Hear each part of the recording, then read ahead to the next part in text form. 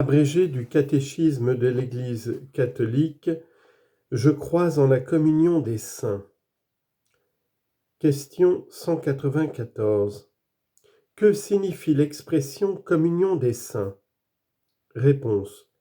Cette expression signifie avant tout la participation commune de tous les membres de l'Église aux réalités saintes, sancta.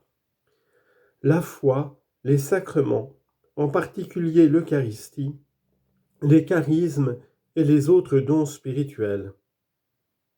À la source de la communion, il y a la charité qui ne cherche pas son intérêt. 1 aux Corinthiens chapitre 13 verset 5. Mais qui pousse les fidèles à mettre tout en commun.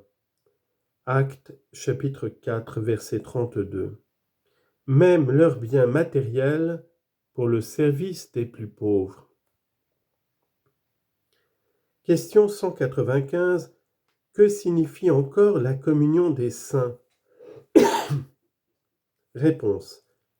Elle désigne également la communion entre les personnes saintes, en latin sancti, à savoir entre ceux qui par la grâce sont unis au Christ mort et ressuscité. Les uns sont en pèlerinage sur la terre, d'autres ayant quitté cette vie achèvent leur purification, soutenus aussi par nos prières. D'autres enfin jouissent déjà de la gloire de Dieu et intercèdent pour nous. Tous ensemble, ils forment dans le Christ une famille unique, l'Église, à la louange et à la gloire de la Trinité. Marie, mère du Christ, mère de l'Église. Question 196. En quel sens la bienheureuse Vierge Marie est-elle mère de l'Église? Réponse. La bienheureuse Vierge Marie est mère de l'Église dans l'ordre de la grâce, parce qu'elle a donné naissance à Jésus, le Fils de Dieu, tête de son corps qui est l'Église.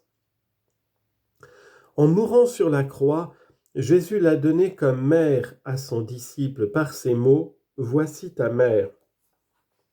Jean chapitre 19, verset 27. Question 197. Comment la Vierge Marie aide-t-elle l'Église? Réponse. Après l'ascension de son Fils, la Vierge Marie a aidé par ses prières les débuts de l'Église, et même après son assomption au ciel, elle continue d'intercéder pour ses enfants, d'être pour tous un modèle de foi et de charité, et d'exercer sur eux une influence salutaire qui vient de la surabondance des mérites du Christ. Les fidèles voient en elle une icône et une anticipation de la résurrection qui les attend, et ils l'invoquent sous les titres d'avocate, d'auxiliatrice, de secours, de médiatrice. Question 198. Quel type de culte convient à la Sainte Vierge? Réponse. C'est un culte particulier, mais qui diffère essentiellement du culte d'adoration réservé uniquement à la Sainte Trinité. Ce culte de vénération spéciale trouve une expression particulière dans les fêtes liturgiques dédiées à la Mère de Dieu, ainsi que dans les prières mariales comme le rosaire, résumé de toute l'Église, résumé de tout l'Évangile. Question 199. Comment la bienheureuse Vierge Marie est-elle l'icône eschatologique de l'Église? Réponse. En regardant Marie toute sainte et déjà glorifiée en son corps et en son âme, l'Église contemple en elle ce qu'elle-même est appelée à être sur la terre et ce qu'elle sera dans la patrie céleste.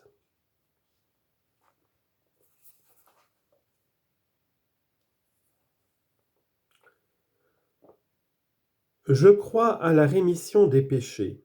Question 200. Comment les péchés sont-ils remis? Réponse. Le premier et le principal sacrement pour le pardon des péchés est le baptême. Pour les péchés commis après le baptême, le Christ a institué le sacrement de la réconciliation ou de la pénitence par lequel le baptisé est réconcilié avec Dieu et avec l'Église. Question 201. Pourquoi l'Église a-t-elle le pouvoir de pardonner les péchés? Réponse. L'Église a la mission et le pouvoir de pardonner les péchés parce que c'est le Christ lui-même qui les lui a conférés. Citation. Recevez l'Esprit Saint. Tout homme à qui vous remettrez ses péchés, ils lui seront remis. Tout homme à qui vous maintiendrez ses péchés, ils lui seront maintenus. Jean chapitre 20, versets 22 et 23.